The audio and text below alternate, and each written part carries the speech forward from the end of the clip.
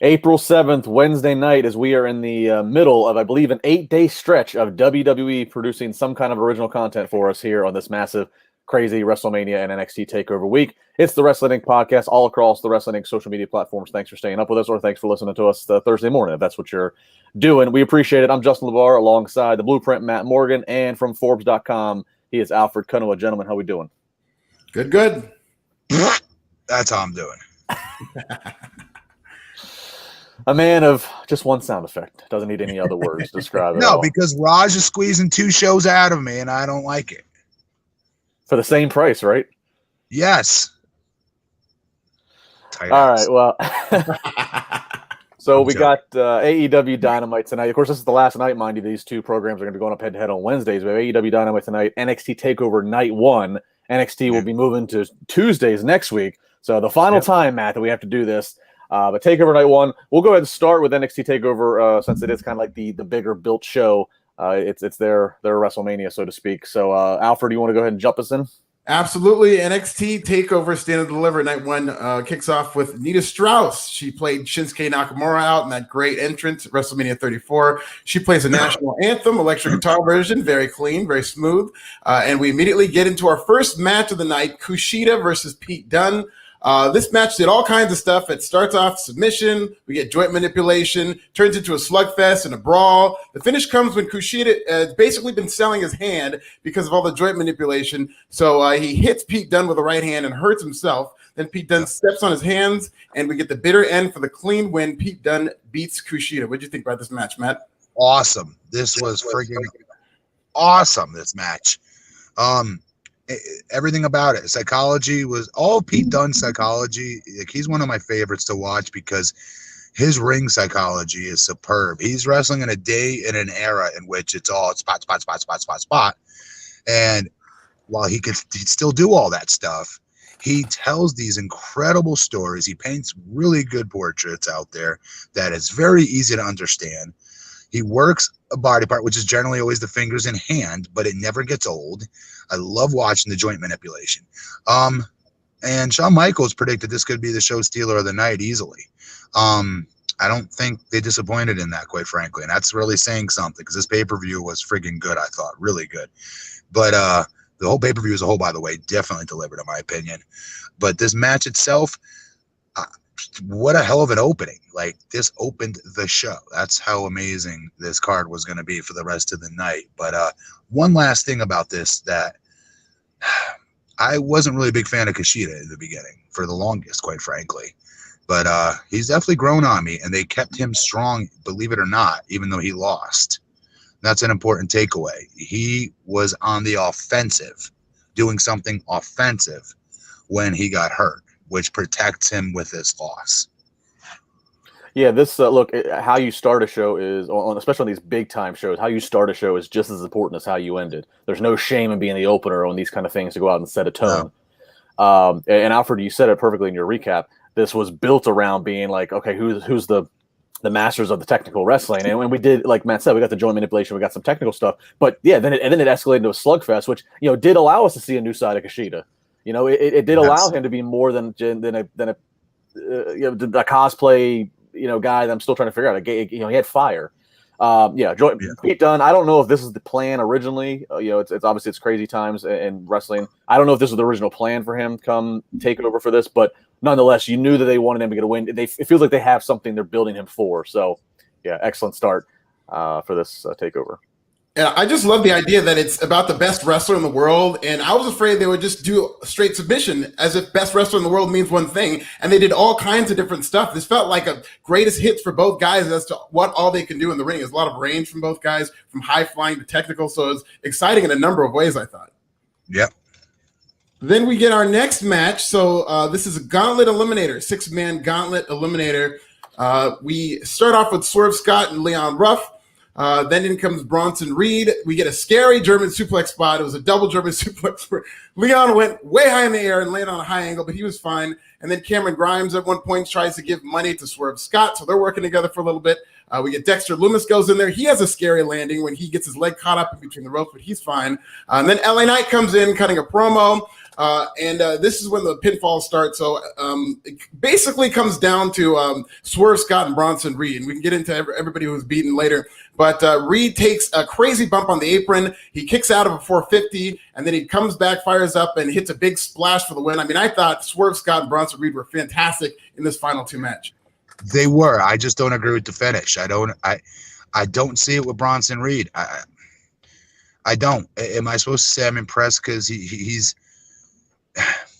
like, I'm thinking of the whole roster of the different talents to be put in a predicament to be showcasing with a victory on a major pay-per-view like this.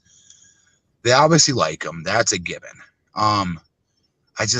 I can list like 10 other male talents that I would definitely push before this kid. No offense to him. I'm just being honest. So I feel like I'm getting something shoved down my throat a little bit, not overly, just a little bit. Out of all those talents in the ring, to me, he screams less money than 3 of those other talents in there, I'd say.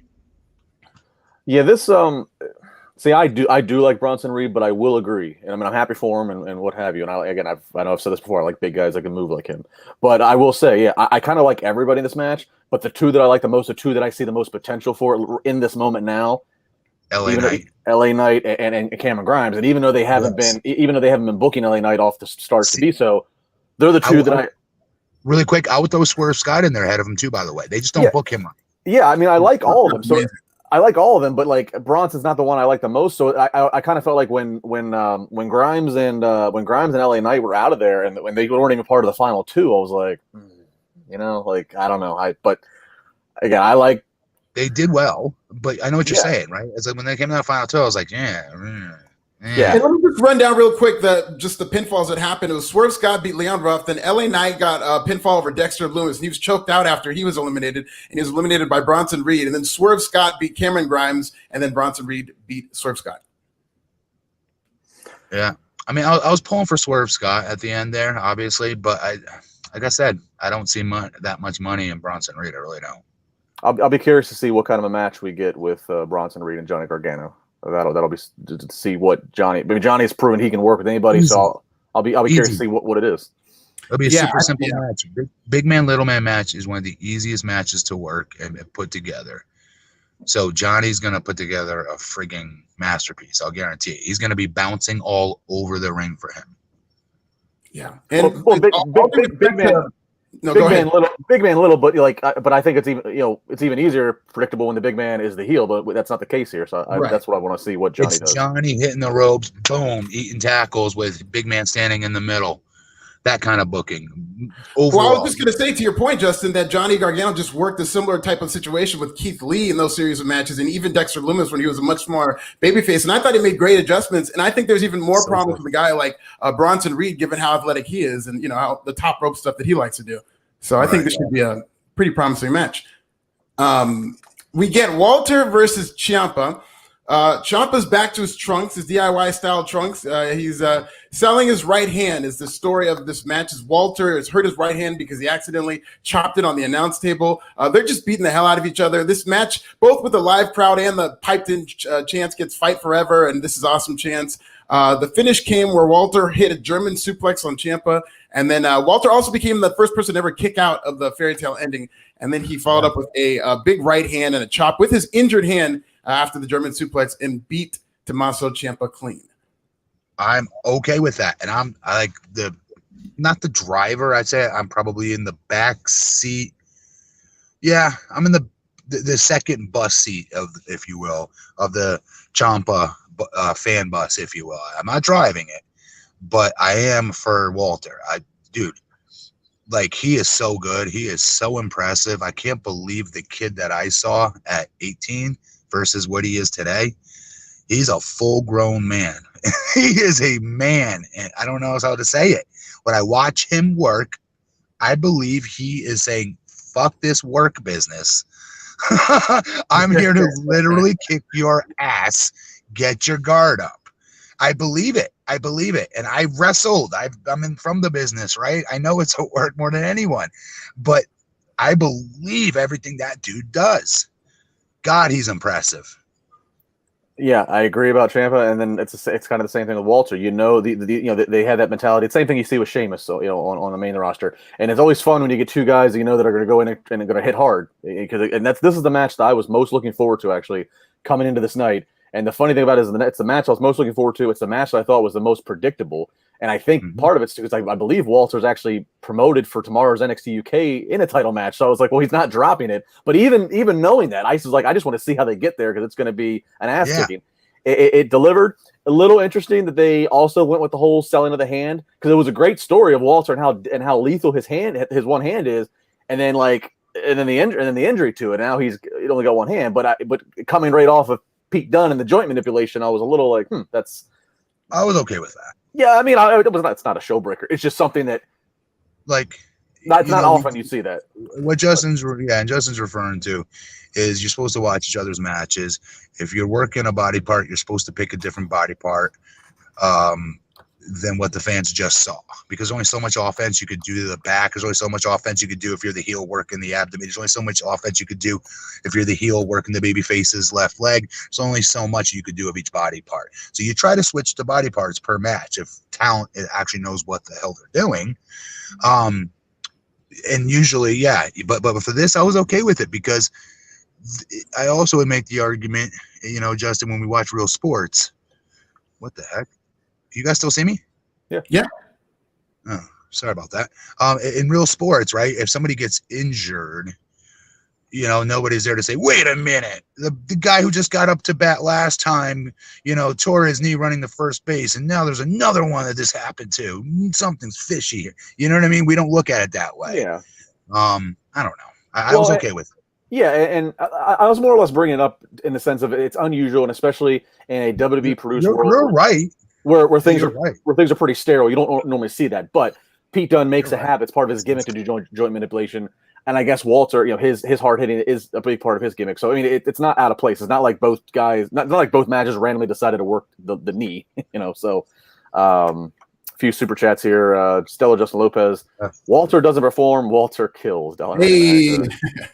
To give us that tagline. And Krana Shaw, $2. Eric Rowan tweeted to Triple H he wants to face Walter. Oh, that's interesting. I did not recently. I don't know. I'll have to look that up. Wow. Yeah, I mean, Walter just, he's not a shredded body guy. He's just kind of big and oaf looking, but he's just a hard hitting. He's heavy set. Let's just call it. He's a heavy set big dude. Yeah, but he looks like a tough guy. Yeah, but he is the most believable guy there, in my opinion. I agree.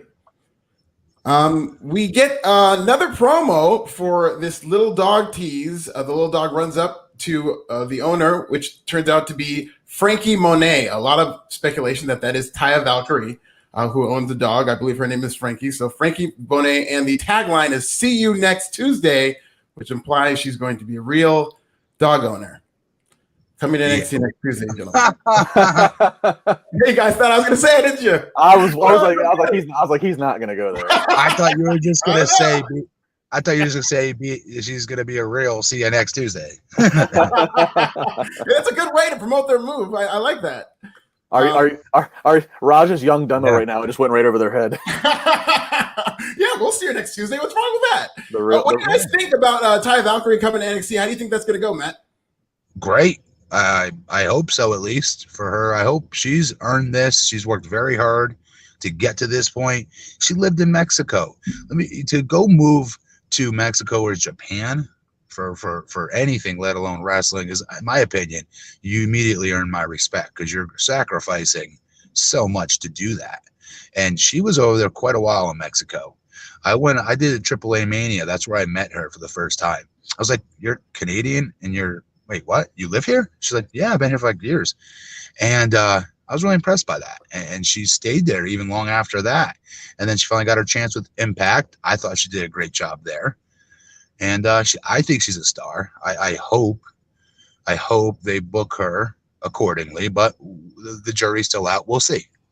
Yeah, I agree with what Matt said. I mean, if you are a female professional wrestler in North America, I mean, it's the deepest waters If you have contracts from all the major companies, Impact, ROH, AEW, WWE, Yep. I mean, it's the deepest waters if you choose the NXT WWE route. But if you're the most sure of yourself, obviously you got the biggest payoff of it. So we'll see how she does. Matt, I'd be curious to hear your answer to this. Steve Marcachilli, $4.99. He says, if I'm crazy to think Walter versus Brock would be incredible. You've obviously worked Brock. Yes. Oh, absolutely. I guarantee you Brock loves watching his stuff. I guarantee you he said something to somebody listening. I guarantee it. Yeah, he would love that. Are you kidding me? He used to like working with Bob Holly because of the chops and working stiff and things like that. Like, so Walter, yeah. Yeah, I think that's Matt, you could speak to this, and I think I think it was Daniel Bryan the other day in an interview I was reading some quotes for, and Daniel Bryan, basically, I'm paraphrasing, was basically saying some people have this illusion of Brock, and maybe Brock wants it. He's not going to do anything for free, duh. But that he just shows up for money and doesn't care about wrestling. But Daniel Bryan said, no, this guy actually really loves wrestling. He loves the art of what's going on. He just wants to be paid accordingly for it. I thought those really interesting quotes and insights from the guy who's like the fan who's the most cynical about Brock Lesnar is the fan who probably loves Daniel Bryan. So I thought it was very interesting to hear Bryan say that. Yes. Great call. I never got the whole Brock is all about the money and that makes him a bad wrestler. Like some of the best wrestlers ever, Hulk Hogan's of the world are the greatest at getting that bag. So there's nothing that just makes him more of a pro wrestler to me, that he knows how to get money. Because he's big and muscular, so therefore the fans think he doesn't know how to work. At least they used to think that. And because he can't do all the high spots that all these other guys do, the younger guys, that he doesn't know what he's doing. He doesn't know how to work. He's just being lazy and being big and strong. No, you guys. That's why when he gets into it and tells his stories, there's some of the best stories that you still remember to this day. Yeah. Yeah, he's not going to do anything for free. He's not a mark for himself. So, if you want him to do it, he doesn't need to go back and see tape of himself. If you want him to do it, pay him to come do it. I will guarantee you he has not watched tape of himself unless Jim Cornette made them back in OVW. I will guarantee you that's the last time he watched tape of himself. $1.99 combo breaker. Zoe looked good on the pre-show. Glad she won. Yeah, she went up against Toni Storm. Okay. And got a surprising win against Toni Storm. So that was something for her. And we also got $5 from Mark Hicks. Random comment. He says, "I'm waiting on Tessa to show up. Think it's possible." Of course, he's referring to Tessa Blanchard. I would say if you're going to see her in either of the two, it would be NXT, not AEW. But I don't know if that's going to happen or when that would happen. Anything's possible. We'll see. We have Grizzled Young Vets versus MSK versus Legado del Fantasma. So this match starts off very slow at a Grizzled Young Vets type pace because they're controlling it. But then once it hit that second gear, I felt like it didn't let up. There's a lot of high flying. Even at one point, the Grizzled Young Vets did a dive off the stage. Kind of an insane match. Very good coordination, I felt. The finish came where MSK, they won with their double team blockbuster, pitting the Grizzled Young Vets and becoming the new NXT Tag Team Champions. Well-deserved, boys, and oh my God, you got my text in the middle of this match when Wes Lee came in for his what I thought was the hot tag. Holy crap! Guys in the chat room, girls in the chat room, tell me I'm crazy. That stuff Wesley was doing in his comeback, I'm not joking, guys. I texted both of these guys on the show literally the words "holy shit." I'm very impressed with him, with both of them. But that comeback, I was like, I've not seen that to that effect. And I've seen every spot there is, essentially. At least I thought I have. Everything he does is just, God dang. His vertical leap is insane. And his back handspring back into the... Oh my God. My head was just blown watching that. Blown.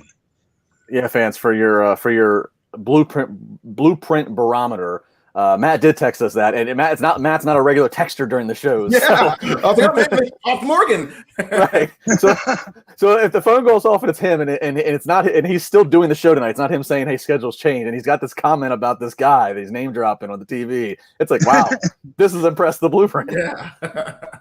Very well deserved. So I mean, this was I loved a lot of. I mean, this was at this point in the night, as I'm watching this match, I'm going, okay, there's still, I think, one more match to go, and I'm like, good Lord, like these poor women in the main event, they're going to have to follow all this. But this is great. Obviously MSK kind of, getting the fast track to the titles because the titles had to be vacated, but I have no problem with it. It's obvious. I mean, look, they came in cold and won the Dusty Classic, so the titles are going around their waists inevitably.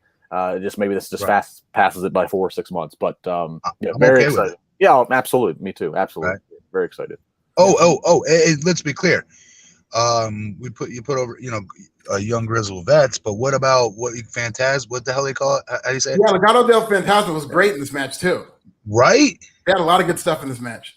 I want to see those two teams, just 2-on-2. Like, you know what I mean? Like, I'd pay money for that. This Alfred, really didn't have that Hardy's, Edge, and Christian Dudley, Right?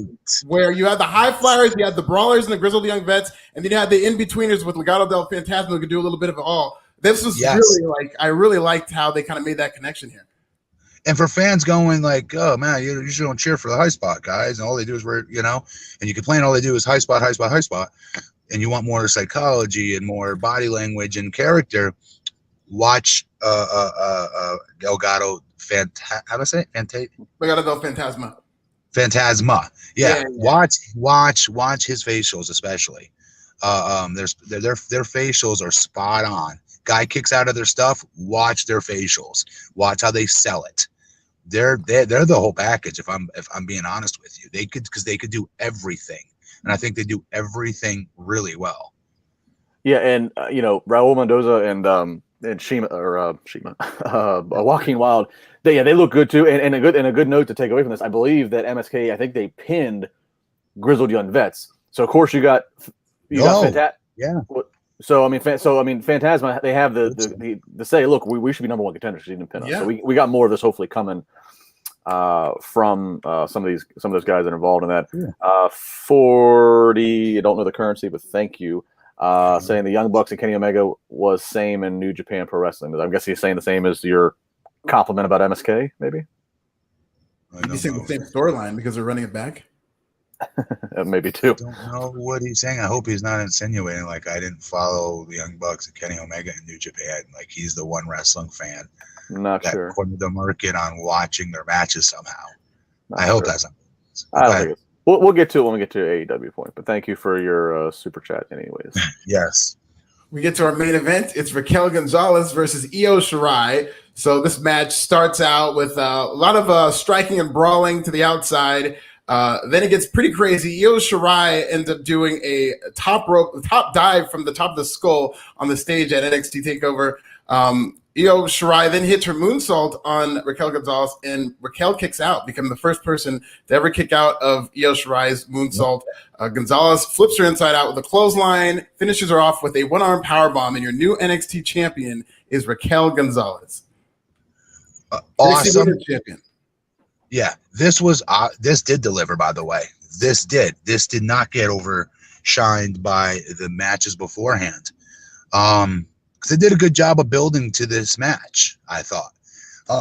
The only very small, I got to be nitpicky a little bit because I love Raquel Gonzalez, and I would love to work with her on continuing to work big.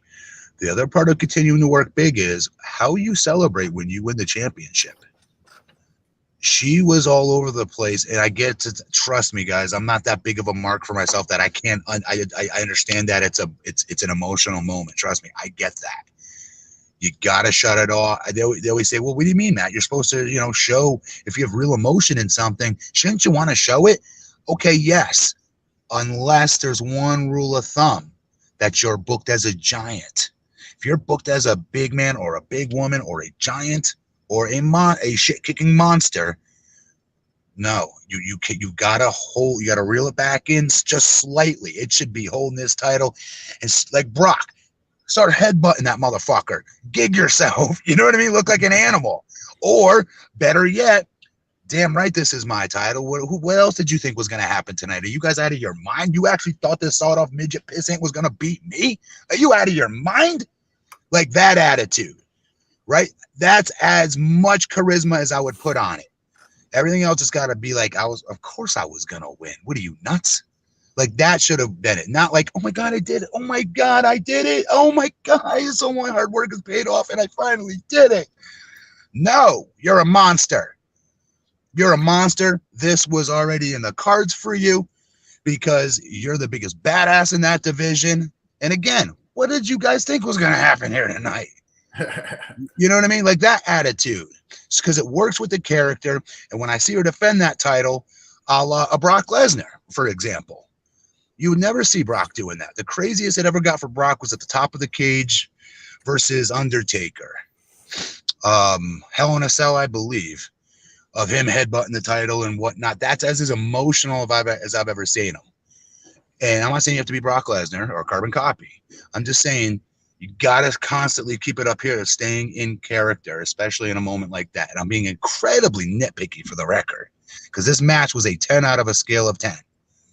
I just want to see her go now and dominate the rest of the entire women's division on Raw and SmackDown. She's the shit. She is the shit. No, I mean, but it is fair big man critique coming from a big man. I mean, she's the heel that's 6 foot tall, beating the 5'1" champion. It was very Shawn Michaels boyhood dream. There you go. That's what I was looking for. Yeah. But yeah, like I said, that aside, it is amazing, folks, and go back and watch stuff from a year ago.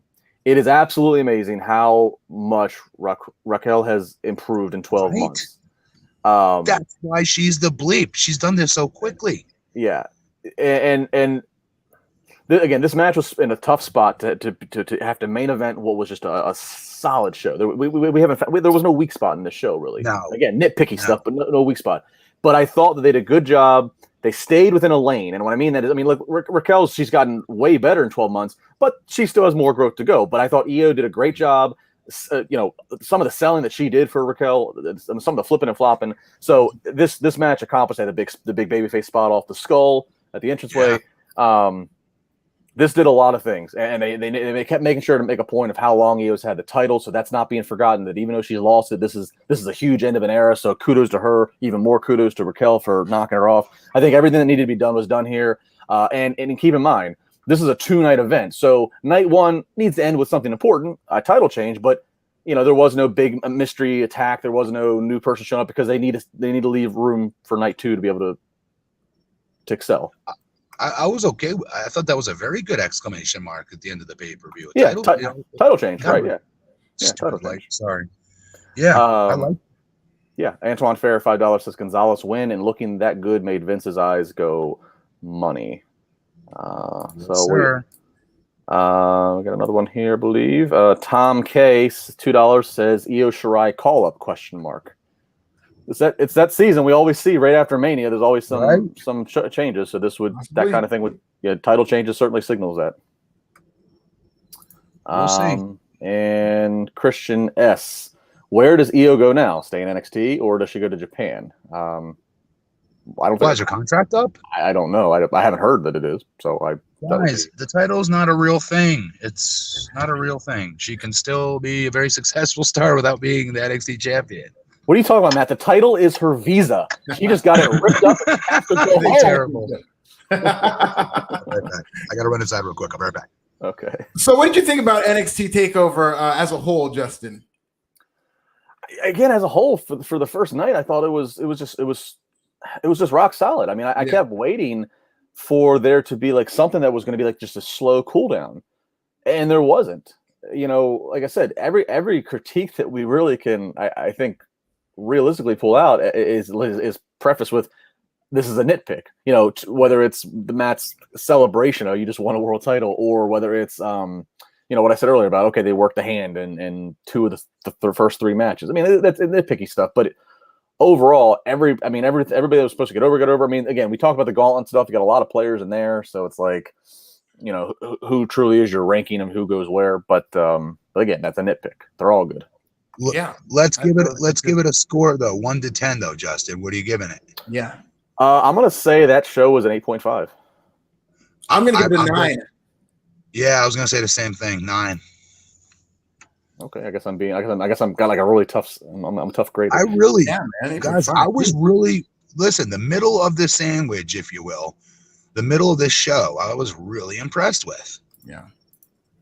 Alejandro, $2 says Io also sold well when Raquel kicked out. So yeah, a lot of things. This was just again, a solid show. What's kind of disappointing is that So this show tonight was on the USA Network as NXT normally is, and then had commercials.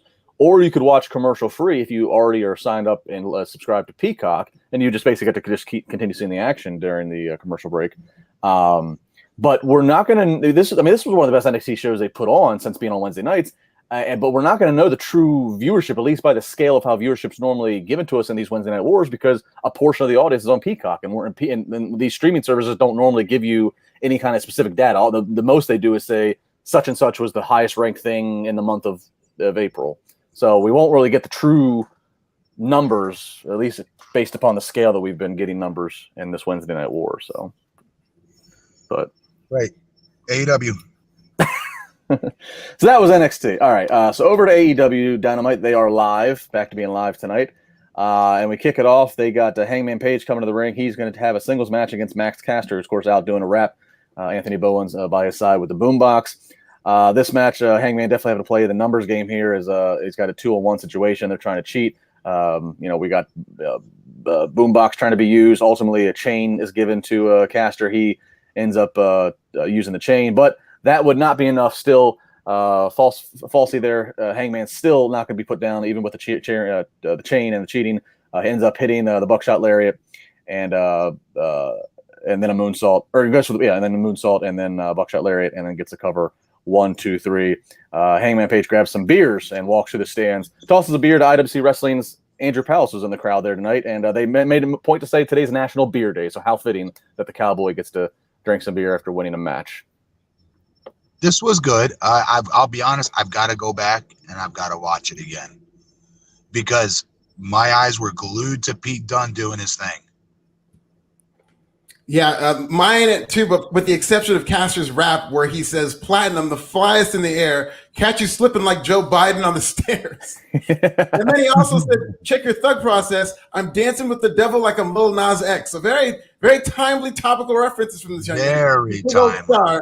And I thought that, and they kind of tricked me into like, this might be the night he pulls it upset because he had those heel tactics. I guess he used brass knucks or something like that, or a foreign object. So I was really actually pulling for Max Caster to pull an upset because we're talking so much about Hangman Adam Page being the #1 ranked wrestler in the division right now in terms of a #1 contender. But, it's good to see Hangman Adam Page keep his momentum going. But I really liked Matt Caster again out here. For sure. I was hoping Caster won. They pulled the upset off. And that's kind of like I'll actually get to that later. That's actually one thing I'll say about AEW is that they love to give everybody shine and time, even when traditionally on paper it shouldn't. But it's not even believable anymore. Like, it's so predictable because like they don't really cash in on upsets.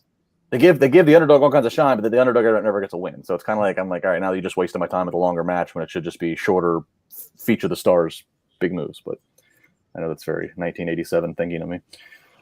I should mention too, just before that match, they actually opened with Jericho and all the Inner Circle showing up with all their crazy vehicles and such to make a point to say that's going to be a big part of the show is the Inner Circle. Jody Shauna Jenkins, 5 Canadian. My only comment on tonight's show was the Tyson segment. I enjoyed it, but Excalibur and Shivani laughing during it was brutal in my opinion. Yes. So we'll get to that here in just a moment. Speaking of Shivani, he's in the ring. He introduces the Death Triangle. So out come the brothers and Pac, and then just as they are getting ready to start talking, here comes Orange Cassidy. Orange Cassidy and his best friends and Chris Statler, and they're all out there. And Cassidy showing some footage on the big screen back to early 2020, which that seems like 5 years ago, of Pac and the Death Triangle just beating up Orange Cassidy. So basically calling the shots that they're back in town is what they said to get some revenge. Yeah. It was what it was. Yeah, I felt the same way. They get a little tease. They show Tyson some B-roll talking with Jaguars head coach Urban Meyer. So getting a little mingling there. And then we get the Inner Circle. They come out. Great karaoke going on by the crowd. And Jericho says, "I got a lot to say, but you're going to see it after the break." So, his first couple sentences is a babyface. He just turned heel immediately. Right. So a TV production troll job there by AEW. Of course, they're going to hold the fans. So they come back. He talks about how they got beat up by the Pineapple. Then he gets corrected by Sammy. It's the Pinnacle. He apologizes for letting people down. Apologizes for anything he said. Basically apologizing for all of his heelish acts that if he offended anybody, he's sorry. He's a babyface now. That's basically what he says. He refers to MJF as my jerk-off friend. He would continue to refer to MJF as my jerk-off friend. He just cut a fire promo. I'm going to go actually a little bit in the details here because this promo is so fire. Yes, I don't want to gloss over it. He talks about how MJF and them, they gave MJF a swirly and beat up the Pinnacle last week. He talks about how MJF thinks he's so good, but thinks he's such a hard ass. But meanwhile, he has a match, has to run back and quickly grab his phone and see how loved and how many great tweets and how many 5 stars he's given. Talks about how the Jericho, the term mark, maybe the phrase should now be called a max.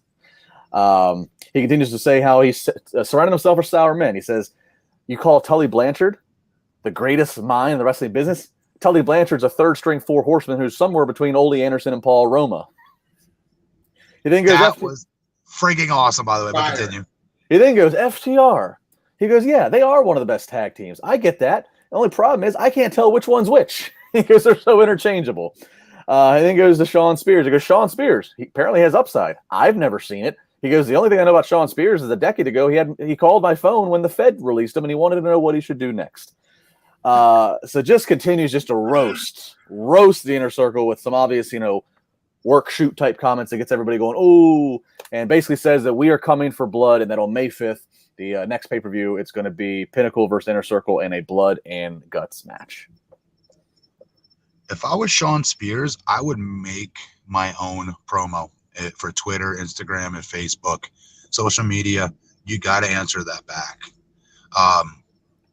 There's certain times you just have to say screw the script because he's got another lease on life right now, and everyone keeps making fun of him a little bit. You know what I mean? So he's got to do something verbally finally to get some type of whatever back.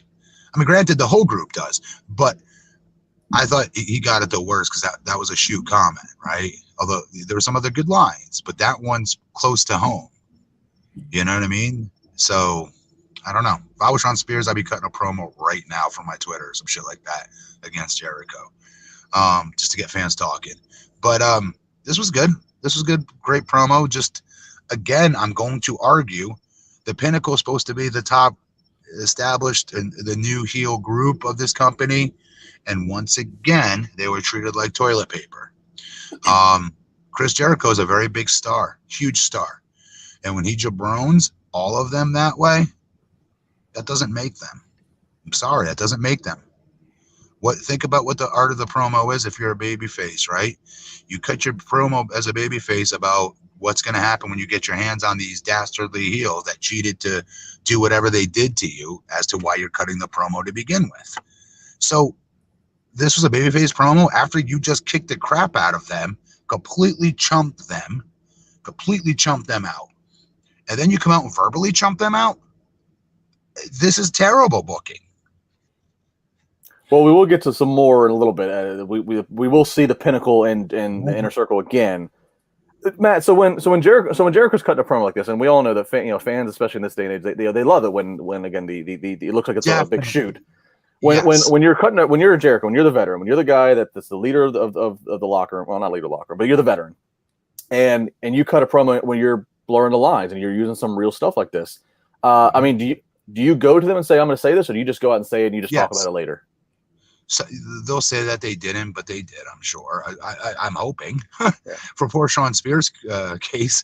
But so on and off, it depends. Maybe he didn't. But that's why if they didn't, then I'm not asking for permission to go on, make my own video on Twitter, Instagram, and Facebook and fire back immediately.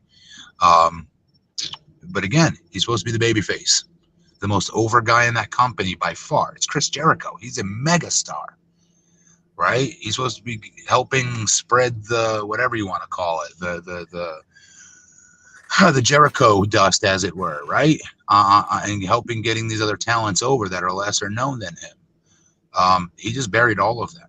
After the week, he just literally took a steaming pile of dump on the entire group itself. I don't like this type of booking. I'm just being honest. I don't like it. I will say I thought this was a phenomenal promo by Chris Jericho. It was a funny promo. The narrative of promo, Like, if you compare it to MJF's, like MJF's was a good pro wrestling promo, and I, didn't have too many problems with it, other than the fact that I don't think it was too original. It didn't really set me on fire in terms of just being this groundbreaking promo. But with Chris Jericho, he kind of managed to reach that next level where it made me, like, for a split second, I was like, what the hell is Chris so hot about? Because he was so good at, like, invoking the passion. Like, I got goosebumps just seeing Justin recap that promo because of just how much Chris Jericho got into it. So I can see your point, Matt, in terms of him saying all this stuff that's kind of work shoot. I don't like when wrestling goes too inside, and it is kind of a general principle to put your opponent over before you go in and fight them. But I do see this being kind of this blood war that's going to end probably in MJF getting his hand raised. So if this is a step in that direction, I really don't have a problem with it. Here's the problem. We've already seen their asses, so to speak. We've already seen the Pinnacle's asses. They've already shown us their asses. They've gotten beat. They've been beat. They got the shit kicked out of them. This was so backwards. This promo should have been what we heard when the Pinnacle surprised Jericho and they left him and his guys buried, and I would have kept those guys off television for maybe 2 months. I'm sorry. 2 months I would have kept them off TV. Yep, that's 8 episodes. Whatever that turns out to be, I don't care. I'd keep them off. And then when they come back, this promo from Jericho would have been perfectly okay. It would have been perfect. And by the way, it was more than perfectly okay as far as a promo goes. This promo was fire. I'm talking from a baby face perspective. We can't just drop the narrative here on how we judge promos because we laughed at it and had a couple giggles because, ooh, that was real what he said. Versus, no, we got to hold you to the same standard that we would hold anybody else. Was this an effective babyface promo? It only would have been effective if this was his first promo back after having the crap kicked out of him and his group and being off TV because they all were injured for 2 months. Absence makes the heart grow fonder, right? Then when they come back, everyone's missing them going, oh boy, Pinnacle's in trouble now. And by the way, Pinnacle could have just ran roughshod every single week, beating the crap out of everybody, winning matches after matches after matches, build themselves up. Now you have this Jericho babyface promo. You do not let these two teams, I don't care if it takes 100 security guards to break them up. You do not let these two teams touch before a pay-per-view. I would not have done that. But guess what? We got it all. We got it all 2 weeks after the fact. So this promo didn't do anything. Yeah, like I said, they chose May 5th to be this next match for them, and I actually misspoke. I think that's a pay-per-view. I don't actually think it's a pay-per-view. I think it's just going to be a big episode of Dynamite. What are we watching for? The baby faces have already got their the heels already got their comeuppance. What am I watching for? Well, Mike Tyson will get in the fold. We'll get to that here in a moment. We got Pumpkinhead, $5 saying Stone Cold says what? There we go. Yeah, I'm reading back now. I'm going through the promo again as you guys are talking. I was reading more word for word. I mean, and Spears definitely got the worst of it because Tully's retired. Tully's retired. It doesn't matter there. But he says FTR is the best. He does put it over MJF despite MJF stealing some of his gimmicks. Even refers to the list from WWE. It says Wardlow has no brains but has a body. But yeah, Spears, in addition to it has great upside, never seen it. He takes a shot at Spears' blonde mohawk and how out of touch it is for 2021. I mean, he really did lay into Shawn Spears. As I'll go back to read all this again. And Shawn's the weakest member on that team. That's another reason why, come on, man. You're I don't know. $5 from Sean 322. Matt, there is a clipboard in the back because you just made the list. Good one. Wow. Stellar Justin Lopez, $4.99. I didn't watch, but they're doing Blood and Guts May 5th, right? So what does that leave them to do at Double or Nothing 4 weeks later? It doesn't matter. None of it matters. Again, Chris Jericho. We saw the end. We saw the baby faces standing triumphantly already. And if that wasn't enough, folks, a week later, we verbally heard them stand triumphantly over your new top heel stable. No. You can't just give them a pass because I'm a huge AEW mark and I always overly score them as a friend of some of the guys on the roster. Admittedly, I do. I overdo it. I agree. But still, we gotta hold them accountable because that was terrible babyface 101. It just was terrible, backwards. And again, I'm just gonna keep saying the same thing ad nauseum. All right, we're moving on here. We see backstage Christian, his interview is being interrupted by Taz, and Taz basically talking about how long they've known each other, and Taz offers Christian a spot with Team Taz. He says, I got some young guys in Team Taz. you could do a lot of teaching to them. He goes, they could also help do some grunt work and get you where you need to be here in AEW. Christian looks like he's getting ready to already turn him down, and Taz says, no, just think about it. I don't want to put you on the spot. So that's where we're dangling, I guess, right now for Christian is Team Taz trying to recruit him. Nobody cares. Go ahead. Yeah. All right. Jurassic Express versus Bear Country. So we got two babyface teams here going up at it here. A lot of big bodies here, other than Jungle Boy. This match, I admittedly, I was tuning in and out of this. I did see a few of the highlights, but at the end of the day, it ended up coming with a Luchasaurus chokeslam on Boulder, and then the standing moonsault, which that would be the pinfall victory for Jurassic Express. This was pretty good from what I could watch. I'm a fan of. I like all four of them. You know. Yeah, but there's something there. I don't know which of the two it is. Which is the bigger one in the Bear team?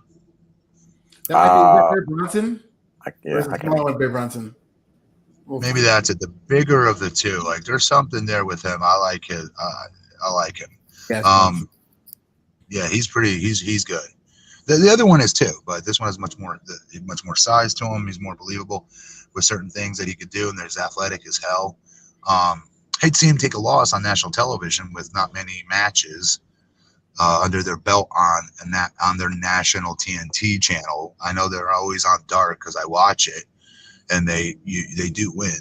But I don't know. This was a good match. Yeah, Bear Country really stood out to me. Like, there haven't been too many big man tag teams since, the War Raiders got hurt, or the Viking Raiders, and you haven't seen that style so prominent across all companies. And I think Bear Country really kind of reminded me of that. I really liked how they used a lot of double team moves, and they were so fast for how big these guys are. Yep. Good call. We got a super chat that just came in here. Kayla, $5 says, which faction is the big in AEW, Kenny's group or the Pinnacle? Kenny's group seemed a lot stronger than Pinnacle. After tonight, it did. Kenny's group, obvious. Well, yeah, it's got to be Kenny's group. He's the world champion.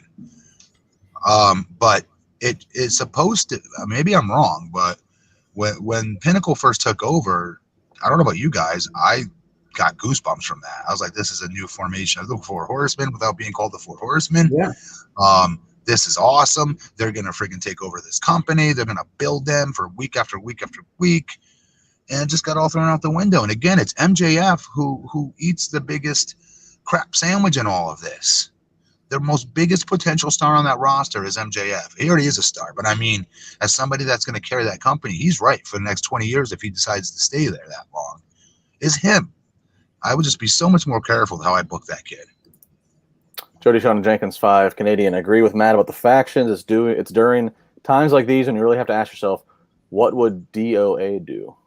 Disciples of Apocalypse? That's who I was thinking. That's where my mind went, was the biker group from the 90s. What is that? What she means? What else? DOA. He's being a smartass. Okay, I was like, is there somebody in the business that I'm not thinking of, the books, like with DOA? Like, I wonder if they'll make it to Peacock. Yeah, I don't know. They might not make the cut. All right, the shoot promos continue as we get a pre-tape promo at the Nightmare Factory from QT Marshall and his new faction, and he proceeds just to run down Cody Rhodes, calls him a bargain sting at one point, takes shots at his WWE career, says, you had to play second fiddle to Ted Jr., referring to his days back in Legacy. He goes, or you had to try to get over by hiding behind face paint.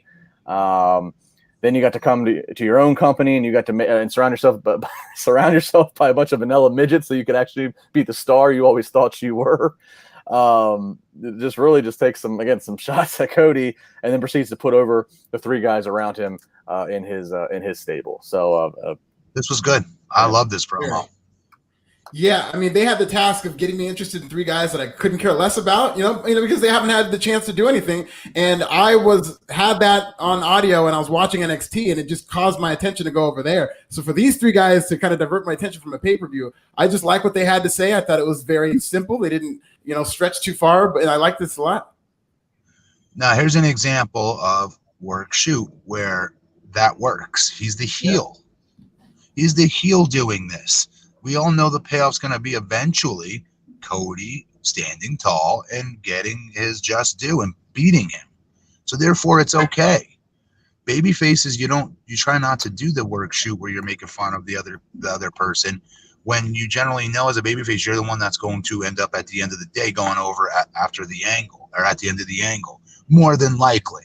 And if it doesn't work that way, well, guess what? You just completely buried somebody that's then going to pin you, which is stupid as well, because now it makes you look weaker, because guess what? You just lost to that person you completely chumped out in Jabron and said is this and this and the other thing and not important and is a jobber and all these other bad words and expletives or whatnot. And then you get pinned by that person. So what does that say about you now as the babyface? That's why it's important as a babyface you do not overly bury your opponent. You build them up a little bit, but you also show the fire in there that you're not going to take whatever it is that they just did to you in a cool way, obviously, not corny cliche way, an 80s babyface way. I don't mean it that way, but not take shots at them that everyone's going to now really believe that brings them down. Because now that they're down here, guess what? You way up here, they beat you. So what does that say for you? Another promo up next. Tell me if you've heard of this one before. Tony Schiavone's going to interview Sting. Yeah, whatever. So Sting comes out and once again gets interrupted. He's interrupted by Jake Roberts. Jake the Snake comes out, and Roberts, every week, Jake asks, "Where's your little gerbil friend?" referring to Darby Allin. Then Lance Archer comes out and grabs the mic from Jake, and again, more of the same. You're taking my time. Blah blah blah. Sting. You're taking my time. I came in here. I was pushed to the main event. Then I was pushed back down. Then I disappeared. Then I was brought in again. Then I disappeared. And then Sting finally rips the mic away. And he said, and he throws Archer and Jake for a loop when he goes, "I totally agree with you guys. You are main event material. You are really good." And then he starts hollering at Jake. He goes, "Jake, why can't you get him there? Why can't you bestow all the wisdom on him? Why is this so difficult? You got this big man here and you can't make it to the main event." And basically kind of challenges them to get their shit straight and fulfill their potential. And that's how this was. That, my friends, is how a superstar Hall of Famer veteran gets over a younger talent. Right there. That was perfect.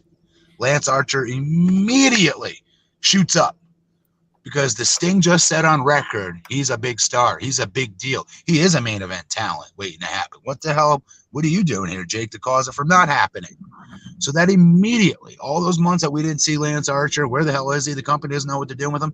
That's all now irrelevant. Sting just put his blessing and stamp of approval on him on national freaking television. Doesn't get any better than that. Of all the sea of Sting promos that we've gotten, this is the best promo that he's cut in AEW. And it's funny because he said it was kind of the storyline in that Sting was saying, "Hey, Jake, why didn't you get him there?" But from a real life perspective, it's crazy that Sting has cut a better promo putting over Lance Archer than Jake has in months, if not ever. It's crazy that why is Sting cutting these promos? So I just love this from Sting. And I mean, everything he says about Lance Archer is things that we've been saying for weeks now in terms of how Lance Archer, months, and how he needs to be booked and how he is a main event guy. And I just love that Sting said this on national television. The best Jake Archer stuff in promo-wise has been the pre-tape stuff where they really got to produce it. Archer kicking people's ass in like the backwoods, and Jake could be Mr. Soundbite, but live it's been rocky. Yeah. Well, no, to be clear, it wouldn't matter if Jake the Snake Roberts went out there and cut a world beater promo.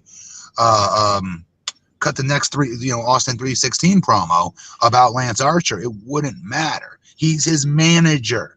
So, of course, he's supposed to build him up. So we, the fans, like, well, of course he's talking all this great shit about his own guy. He manages him. Duh. And they're both heels. So we're taught not to trust heels. All right. But when the babyface does it, this is what I'm talking about. That is babyface promo 101. And Sting could not have done it any better. Nathaniel Cook, $2.99. Less is more with Sting. Way too many appearances. I do agree with that, but this was an appearance well worth it because they just made Lance Archer like that tonight with that. All right, so up next we get Sting's back out there with this guy Darby Allin, who's the TNT champion, defending the title up against JD Drake, who's got Ryan Nemeth and Cesar Bononi with them. As I say that, Ryan Nemeth and Cesar Bononi, Nemeth. Chris Panaleo, $1.99. Nemeth needs to stop copying his bro Ziggler. Yes, he is the brother of Dolph Ziggler. There's also another Nemeth Nemeth. Sorry, Nemeth. Nemeth. Nemeth should do the zigzag, but call it the Nim. The Nim. Nim. That's silly. I mean, All right. Okay. So before we even got to it, bringing some super chats to it. Anyways, this is a match.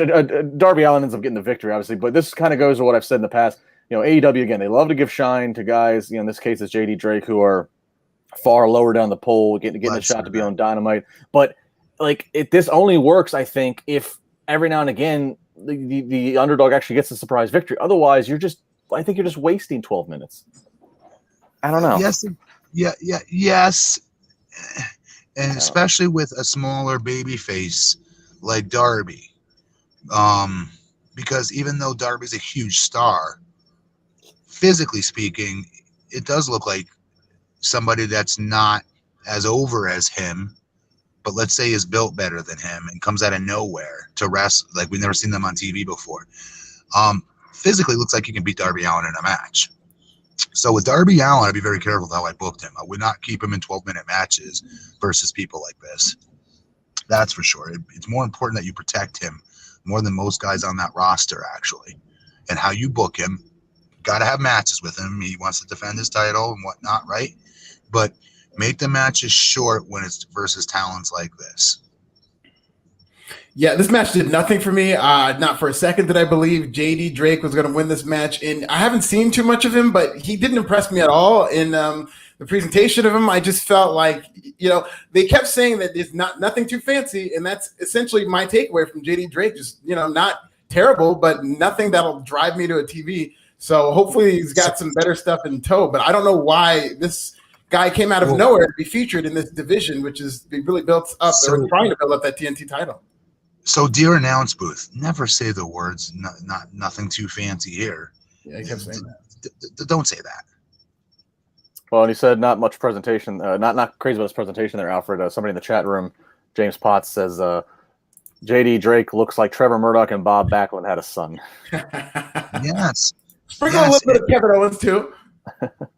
There you go. The real note of business here is after the match, Allen up on the stage. He gets attacked from behind by the Butcher. All of a sudden, here comes Hardy and his entire group now. They're out there. Bunny runs out. She's over a commentary yelling at the commentators. And then all of a sudden, here comes Dark Order. Sting runs off Dark Order. So now that leaves Bunny by herself trapped. Tay Conti from the Dark Order, who she's going to have a match with here in a minute. She proceeds to shoot her to the ground, pummels them, ground and pound. And that sets us up after the break to come back to the match of Conti and Conti and her are gonna have the match. Where are we out of order? You suck at reading this. You're fine. I know. Whatever. They're gonna have a match later. That's like a little teaser. In between that, here's the rest of the Pinnacle and Chris Jericho stuff. So backstage, Marvez talking to Jericho, who's by himself. All of a sudden, Jericho gets blindsided by all the Pinnacle. They beat him up, drag him to the ring. MJF's choking him with a scarf. FTR does a spike pile driver. The whole time they're asking, okay, well, where's the hell's the rest of the Inner Circle? Why aren't they out here? Well, then Marvez has a cameraman and is chasing him down the hallway, and we come to see the Inner Circle's dressing room was deadbolted shut. So now the group from inside of the dressing room is trying to get out of their barricade. Meanwhile, Jericho's just getting his ass kicked. So as Jericho's getting his ass kicked, all of a sudden here comes Mike Tyson. Of course, you'll recall last time Tyson was on AEW, he and Jericho were at odds. But now Tyson's out there, and he comes out, and he starts throwing a fury of punches on, you guessed it, Shawn Spears. He gets Shawn Spears in the corner and just proceeds to unload as Mike Tyson would. Obviously, they told him to stick to the body. We know you can't throw a working punch to the face. Yes, smart, which was very smart. It was. So he continues to pummel on Spears.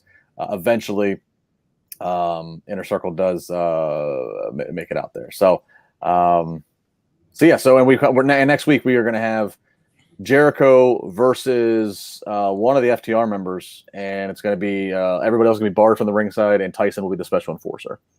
Timeout. All right. Yes. So let me get this straight. Go ahead. Pinnacle, the next big thing in wrestling stables. I could see them on the front cover of Pro Wrestling Illustrated for years to come after their debut of finally being a group. MJF doing the unthinkable, outsmarting Chris Jericho, one of the smartest, if not the. in pro wrestling today, right? Great establishment of an amazing group of heels. Finally, you know, we have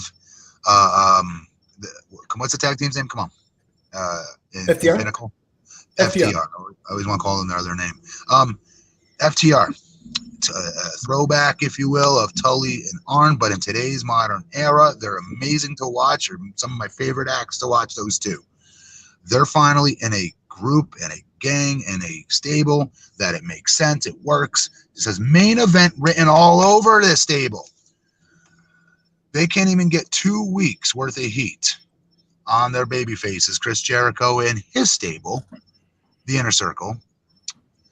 Inner Circle then leaves them bloodied, dead, and buried. I'm not exaggerating, folks. Go back and watch the tape.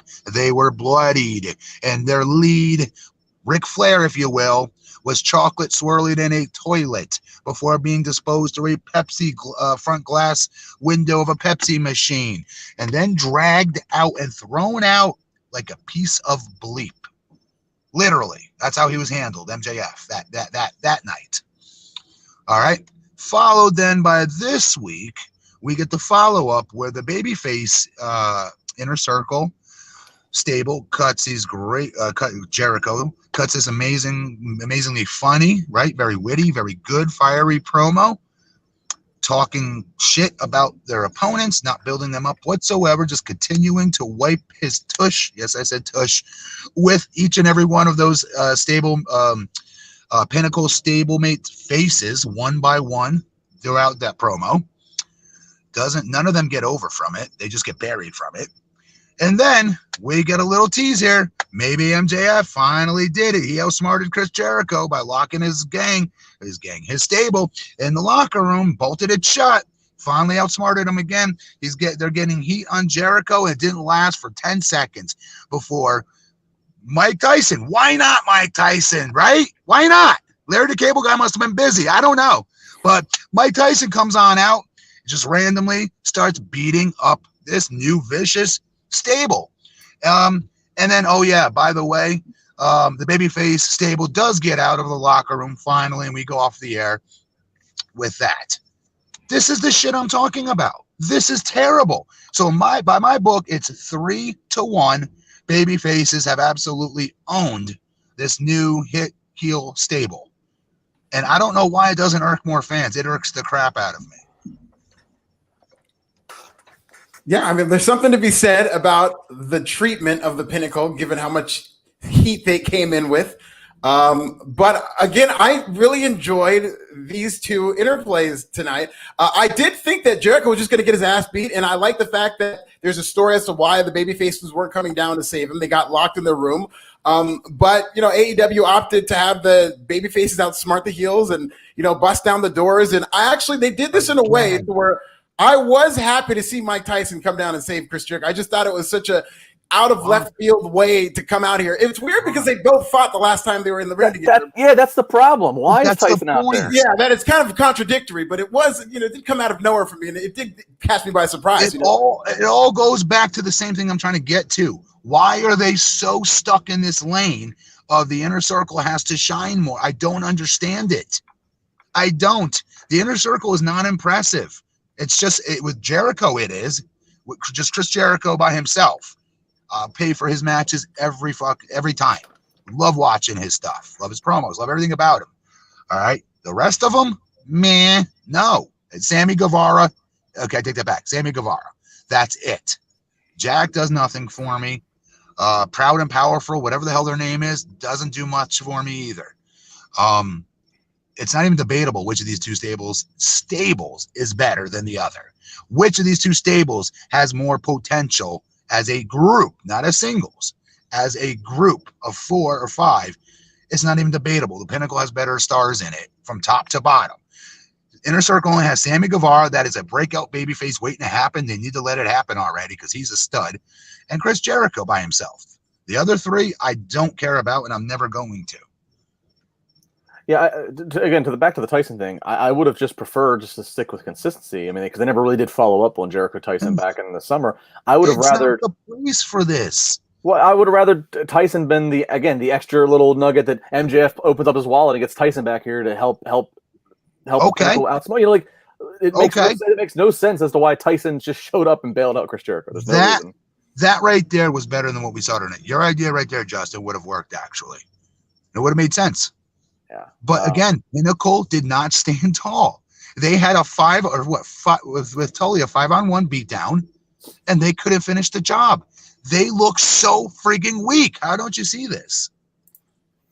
Tim Mickles, $1.99, lacks crescendo. I'm with Matt. LOL. So somebody's there with you, Matt. Tim is. Oh yeah. Crescendo, a great word. Hang on, we got another JD Drake looks like. JD Drake, this is Chris, 499. JD Drake looks like a no holds barred movie extra when he'd say, "What's that smell?" in the bathroom scene with Stan Hansen. Okay. Yuki. Oh, I got some comedians in the chat room tonight booking for us. Yeah, so Tyson, I guess. So we're going to see him next week on Dynamite. Obviously, they'll be taping next week's Dynamite. So here's what will happen. What you just said is what I think is going to happen. It's going to be Tyson turning somehow and costing Jericho somehow. So it's basically like Tyson 98 in WWE. We thought that he was with DX, then he ended up turning on DX and helping Austin when Austin was outnumbered. That's my prediction. That's what I think is going to happen. Is it confirmed that he's going to be back next week and that he's going to be a regular? They promoted the show the graphic. He's special enforcer. Well, everybody else is a special enforcer. Oh, okay, that's right. That's right. Okay. So. That's what I think will happen. But even with that, again, you buried these four or five guys already too much. I won't. I don't know. This was a good promo. This was a tape promo from earlier in the day with Tony Schiavone with Britt Baker. Britt basically saying, Tony Khan, give the people what they want. Give me a title match. And then, of course, Tony goes, hey, Britt, you're only ranked 4th. She goes, yeah, let's go talk about these rankings. She goes, you want to talk about wins and losses? She goes, who's got the ratings? Who's got the merch sales? Who's got the demos? She goes, that would be me. The system is broken. She goes, I'm going to climb up the ladder and prove myself. I'm going to be on Dynamite, Evolution, and Dark to get my wins up. So Britt calling the shot that she's getting in line for this title soon. Yes, she should. She's the most over female talent in that damn locker room. I don't know what they're waiting for. But this is an excellent promo by Britt Baker. I like the psychology behind it. It was just a realistic way of approaching the way AEW does things, so I loved it. Yep. Okay, now we get the Bunny versus Ty Conti. Now we get it. I couldn't remember when it was. This definitely got my attention off of NXT. No, it didn't. Conti, second row suplex, and then hangs out and hits the DDT.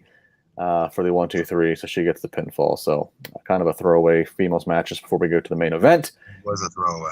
And that main event is Kenny Omega and the Good Brothers up against Moxley and the Young Bucks. So the drama, of course, if you've been following along, the Young Bucks more and more growing distant from Omega. It would seem Omega brainwashed with Callis and got his Good Brothers buddies. But then we start the emotion of the match is basically the Bucks have Kenny just down and beat, and have a chance to really just put him out of his misery, and they just can't bring themselves to hit that final super kick when they should, or deliver that final bullet. That's pissing Moxley off. Moxley's hollering at him, come on. Moxley comes in, does the dirty work for them, until finally, after what looks to be a lot of struggle and emotion, the Bucks super kick Moxley. Ultimately ends up leading to be dragging Omega on top of Moxley, getting the win, and then post match. Again, they still are selling that they're conflicted, but finally, with holding Moxley there, Callis and them holding Moxley, the Bucks give one more super kick to Moxley, and it appears they are back with Omega. And the closing words from Excalibur, being the Elite is back. The Bullet Club is back. So, real quick, this would have been a lot better had the Bucks just been decisive about it. Say, we reeled you in this whole time. We reeled you suckers in this whole time. Because it makes them look weak. It does make them look weak. Okay, I could get to being conflicted about Kenny. That's your boy. You don't know what's his name, anything. He's a New York guy. He's a WWE guy. That ain't one of your boys. That ain't one of your dogs. You got no problem kicking his face right off and enjoying it. You know what I mean? Like, I would have totally acted like this whole soft Young Buck stuff was a complete work, and you all bought it hook, line, and sinker just so we can get not Dean Ambrose, Moxley, to get Moxley in this exact situation with all 5 of us putting boots right down his gullet. You know what I mean? It's something to that effect. To get him comfortable enough to get him to actually believe that we would go against Kenny Omega. Are you out of your mind? You idiot. You know, that kind of thing. And they would have had so much more swagger with that. They would have been way cooler doing that. And they would have been a lot more heelish doing that. I mean, did you feel like they were heels with those facial reactions out there? I didn't. I felt like somebody put a gun to their head and made them do it. Yeah. You know, like that's not what I want to feel for my heels. I want to be very, very concise that I want to boo you. Please have me emotionally get so angry with you that I want to boo you. Yeah, the Young Bucks are getting very frustrating to watch in terms of how they book. Like, I think I appreciate what they're trying to do. They do a lot of existential booking, like they're booked like they're in a midlife crisis or something, to where they turned heel for a while when they were feuding with Kenny and Adam Page. But no, they weren't really heels. They were just going through something. And then they turned heel again, apparently, when they joined the Bullet Club. But no. It was just conflicted. Nope. And now they're right back doing that again. So it's just they need to pick a lane. Pro wrestling is best when it's black and white and we're painting with broad brushes, and they need to just decide if they're bad or if they're good, because this is getting very frustrating to watch. I didn't know if I was watching the beginning or something or the middle of something, and I just didn't know what to think coming off the air. Very well said, Alfred. I agree.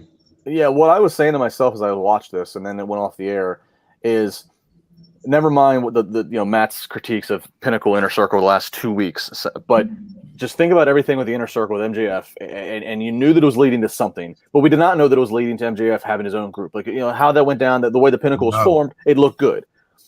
Like, it was very clear that like 3 months, 6 months ago, that when they started doing the MJF in the Inner Circle, that they knew the ending point being the Pinnacle gets created and they work backwards. Yes. This does not feel. This literally feels like they are making this shit up as they go along. Yeah. They cannot decide where they want to be. It does. That's where that's what this feels like. Is that they don't know, like, and then they're getting like you said, Alfred, they're getting real deep in the weeds. Like, well, no. It's kind of like Coach Klein when he's first pitching the play to Waterboy. He's like, the quarterback, he moves left, no, he moves right, and then he doesn't fake. He thinks about faking. He thinks about, like, they are getting so like deep in the weeds of like, we raise our eyebrows in uncertainty, and then we deliver the kick, but then we rub our faces in regret and remorse. It's like, no, just this is, I mean, it's that was good. You're right.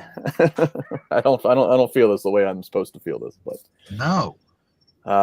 So that was Dynamite. We had one other super chat, which will kind of give the one piece of other news to talk about. That's not even news. It's just real quick here. Michael Sachs Jr., $3.16. Let's see what you did there. He says, finally agree with Punk. Vince is not afraid of AEW. This is in the context of these comments. If you missed it, Chris Jericho is going to be on Austin's Broken Skull Sessions interview after Mania, which obviously caught a lot of people by surprise, being he's in AEW. Yep. And CM Punk made a comment of basically saying, like, and Austin confirmed that Vince totally okayed this. And Punk basically says, this is Vince saying, AEW is not a threat to me. I don't even care. I'm not even going to acknowledge him. Sure, Jericho wants to come on and talk to his old buddy Steve. Have at it. I don't care about that AEW group. So that was Punk's latest chime in from his. Vince also wasn't scared of WCW at first either. He doesn't need to be scared. We don't need him to be scared. We just need AEW to keep doing better, keep doing what they're doing, except for this Inner Circle Pinnacle stuff. They've got to improve that. But other than that, I'm sorry. I like their roster better. I like their talents better.